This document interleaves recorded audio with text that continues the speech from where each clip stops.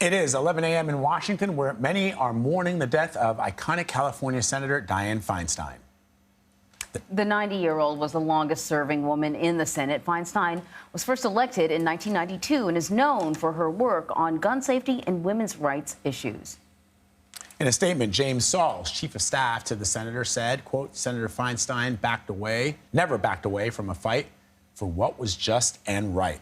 At the same time, she was always willing to work with anyone, even those she disagreed with. CBS News' Skyler Henry has more on her life and her legacy. Dianne Feinstein served in the U.S. Senate longer than any woman in American history. Along the way, the California Democrat took up wide-ranging causes, including LGBTQ rights, the environment, and gun laws.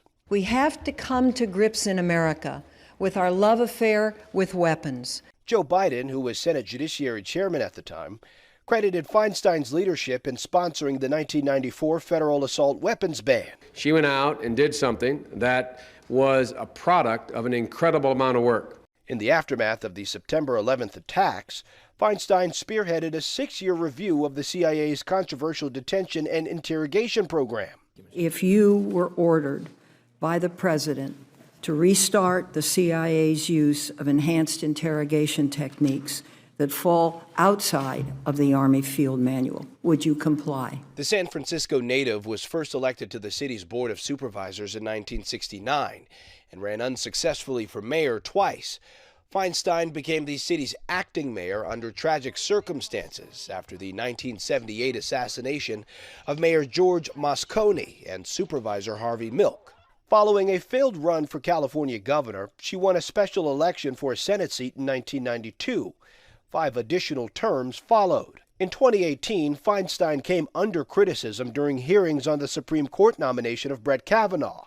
It was revealed the senator initially had not disclosed a letter she received detailing sexual allegations against Kavanaugh. I did what I believe was right. Feinstein later embraced President Biden's nomination of Ketanji Brown Jackson, who became the first African-American female Supreme Court justice. I am very proud to support her nomination. At age 89, Feinstein announced she would retire at the end of her term in 2024. She's a legend. She was able to convince people on both sides of the aisle to go along with her on issue after issue after issue. As she announced her plans, Feinstein tweeted, quote, even with a divided Congress, we can still pass bills that will improve lives.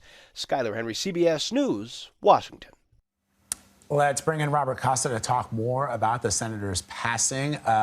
Bob, thanks for joining us. Tell us more about the impact that Senator Feinstein had during her lifetime.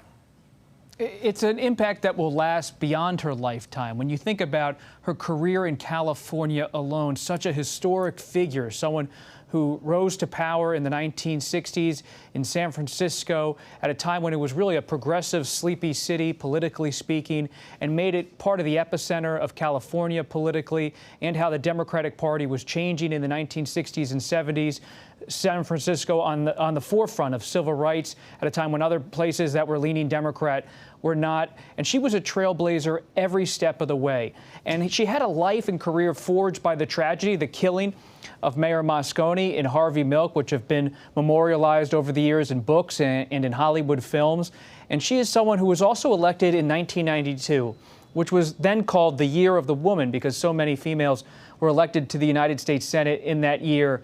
And once she got to the United States Senate, even though she had this long history in California behind her, she built a career in Washington at a later point in her life that was also not just an example of her being a trailblazer and a leader, but someone who was deeply involved in policy. And she became a major figure on the Judiciary Committee and in national security circles. Tributes are pouring in for the senator. Can you talk to us a little bit about the impact that her service had on her colleagues? I have covered Senator Feinstein for over a decade up on Capitol Hill, covering the U.S. Senate. And she is someone who, if I had to put it in just 2 words, was seen as a serious person by her colleagues. Some people, and we don't need to name names, get elected to the United States Senate and they have a certain celebrity appeal, or they're there for a term or not even a term, and they flit about on policy, maybe spend more time on television than in the committee room or running hearings. She was an old school senator in the best sense, regardless of whether you fiercely disagree or agree with her politically. She was someone I covered up close and saw as a serious person myself. Not just her colleagues thought that, reporters thought that too. She was someone who was working on policy, working on confirmations hearings. Now, she had her critics, just as she had her admirers. But this is someone who made a life in the Senate from 1992 on until now. Now, the later stage of her career was marked by questions about her health and her age as she dealt with numerous setbacks related to her health and time spent away from the Senate. But when I asked about her decision to do that, so many of her colleagues told me she was committed to the institution, she did not want to leave her job, and that she was in it really until the end, as she was today and last night when she died. And that is a legacy she leaves behind as someone who worked in the Senate for many decades, built a lot of friendships, a lot of partnerships, worked on tons of legislation. But she'll really be remembered in the eyes of her admirers and colleagues in the Senate as someone who was a serious person. Bob, Feinstein's last vote was just yesterday morning. What did her final years in office look like? I mean, there are still moments where we were discussing earlier that we can still recall in her later years. For example, that iconic photo of her with Senator Lisa Murkowski, her questioning of Supreme Court Associate Justice during their confirmation hearings. What do you remember? What I can say is, based on my reporting, my conversations with her over the years, is when I think about her career and her political life, she is someone who, in many ways, is aligned with President Joe Biden. She is older than President Biden by about a decade, but she is someone who, like him, came up in the 50s, 60s, 70s in their lives and were really core parts of the Democratic Party. But like President Biden, she has shifted with the times inside the Democratic Party, inside the country, at times changing her positions. She's moving to the left in different ways. She's a Democrat who comes from a different generation, but she has embraced the progressive present within her party up until the time she died.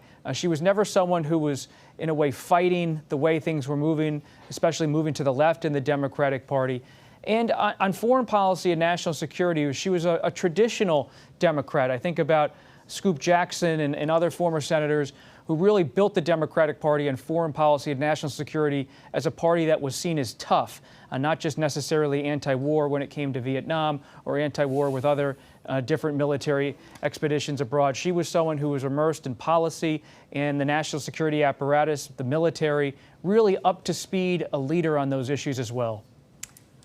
So, you know, she had already said that she wasn't going to be running. So there are several people that have already declared their interest in becoming senators representing California. I want to talk a little bit about like what happens next. What happens in the transition? Are there any names being floated around as a successor? So our condolences, my condolences to the Feinstein family and to those who knew her well. And this is a time for mourning, no doubt about it. And President Biden and so many other of her colleagues and former colleagues will be celebrating her life surely in the coming weeks as she is put to rest. At the same time, that doesn't mean politics stops. Politics will continue to go on, even as the country mourns the passing of this titan of the Democratic Party, especially in California, in the United States Senate. And Governor Gavin Newsom, a Democrat who we've all been following, has really gained a high profile in recent months. Well, he has a high profile decision now to make. Who will he appoint as the interim senator for California, someone who will serve out the remainder of Senator Feinstein's term? And this is a difficult decision for Governor Newsom in some respects. He has pledged to put forward a woman of color, if a black woman, if this vacancy did occur, as it now is a vacancy. But it comes as there's an ongoing primary for U.S. Senate in California that's highly competitive, featuring Congresswoman Barbara Lee, who is a black woman, versus Congressman Adam Schiff, who is a favorite of former House Speaker Nancy Pelosi, among others running. And he has said, Governor Newsom has said, he does not want to weigh in on the primary in any way. He wants to let that play out on his own. So based on my conversations with his associates in recent days, if there was ever going to be a vacancy, it's likely going to be someone who will serve out Senator Feinstein's term, but not run for re-election or not run for another term in the U.S. Senate. But this is a fluid time, and things could change, but that's where things stand.